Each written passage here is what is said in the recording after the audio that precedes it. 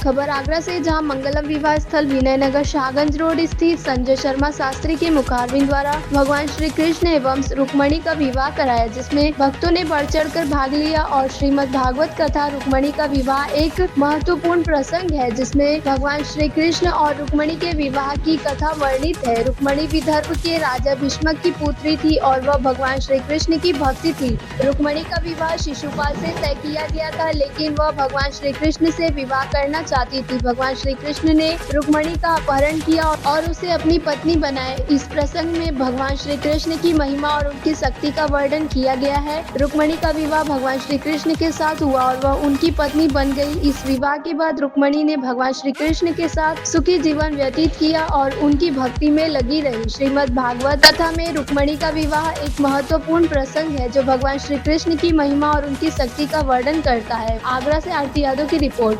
कृष्ण तेरे नाम की नाच लेना, बाद में बैठ जाओ तो माला इनके हाथ में दें, नहीं वहां से नहीं, यहाँ से लें। आज भगवान कन्हैया द्वारका के राजा बने हैं।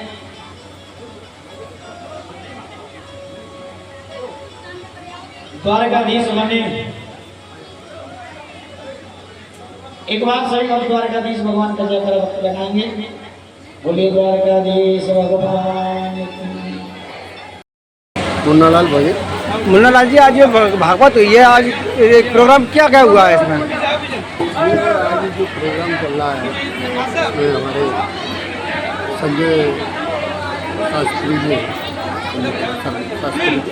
उन्होंने अपना 6 दिन हो गए, 6वां दिन है और 6वें दिन से अपने जिस तरीके से राधा रानी के जो प्रोग्राम होते हैं सभी हो रहे हैं। और रुक्मणी जी का विवाह अच्छा हुआ है, यहाँ देख रहे हैं आप, प्रोग्राम हो रहा है।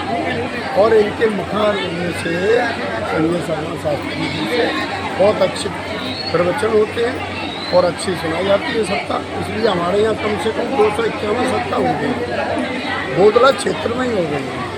तो लोग मानते हैं और इनकी वाणी में रस है। और इस तरीके से हम लोग बहुत सब लोग मिल कर के जगह जगह पे ये अपनी शास्त्री जी का बहुत अच्छा काम कर रहा है, लोगों को टीका मिल रही है। तो सबसे बड़ी बात तो एक है कि जो लोग यहाँ आते हैं सुनने वाले, उनमें 5 घंटे देखते हैं और ये 5 घंटे में घर पे रहते हैं, कहीं रहते हैं तो केवल एक दूसरे की बुराइयाँ और उन्हों से बच रहे हैं। इसलिए यहाँ पर आकर के अपनी सभी धार्मिक स्थितियों में रहते हैं और बढ़िया चलता है।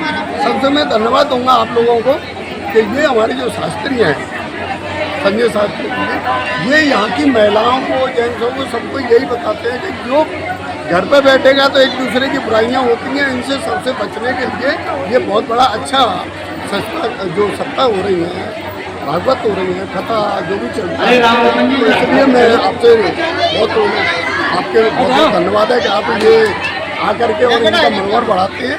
और हमारे यहाँ यही चल रहा है बहुत दिन से। मनाया जा रहा है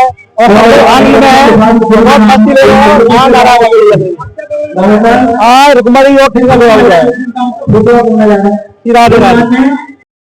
जानकी प्रसाद पटेल। जानकी जी प्रसाद जी, ये बताइए आज जो भागवत हो रही है तो आज मतलब किस किस का प्रोग्राम हुआ, कैसा प्रोग्राम हुआ, आप बताएंगे? आज श्रीमद् भागवत कथा का 6वां दिन है, जिसमें कृष्ण जी जो वहाँ से आए, नंदगांव से आए मथुरा नगरी में, वहाँ अपने सगे साथियों के साथ और कृष्ण बद्री लीला हुई और कृष्ण और रुक्मिणी का विवाह हुआ। और सभी भक्तगणों ने खूब आनंद पूरी भागवत का आनंद लिया है और काफ़ी भीड़ है। हम बड़े उत्साहित हैं कि हमारे ये कार्यक्रम आए दिन होते रहते हैं सभी के सहयोग से और उसमें हमारे सभी कार्यक्रम सफल रहते हैं। बबलू जी, ये बताइए आज जो भागवत हो रही है इसके बारे में बता, जानकारी दे दीजिए आप। ये भागवत यहाँ 12 तारीख से मंगलम वाटिका बोधला विनयनगर मोड़ पर है। यहाँ 12 तारीख से पंडित संजय शर्मा शास्त्री जी के मुखारबिंद से हो रही है। और इस क्षेत्र में सबसे ज़्यादा भागवत करने का श्रेय अगर किसी को जाता है तो पंडित संजय शर्मा शास्त्री जी को जाता है। बड़े रस के साथ ये भागवत रसपान करते हैं और यहाँ श्रोतागण आप देख ही रहे हैं कितनी है, सुनने के लिए सब लोग आनंद से सब लोग आते हैं। संजय शर्मा शास्त्री। आज जो प्रोग्राम हुआ इसके बारे में बताएं। आज भगवान कृष्ण रुक्मिणी का विवाह है, जो बड़े ही आनंद के साथ में सब भक्त आनंद ले रहे हैं। और आज भगवान कन्हैया की लीलाएं चली, कंस वध की कथा हुई, महाराज की कथा हुई, और महाराज की कथा के बाद में इसके बाद उद्धव गोपी उद्धव चरित्र, अब भगवान कृष्ण रुक्मिणी का विवाह। शास्त्री जी जो विवाह होता है कितने दिन बाद होता है? विवाह भागवत जी के 6वें दिन में होता है। कल आखिरी दिन है भागवत जी का, कल सुदामा जी की कथा होगी, सुखदेव पूजन होगा, कल यहाँ कथा प्रारंभ दी जाएगी।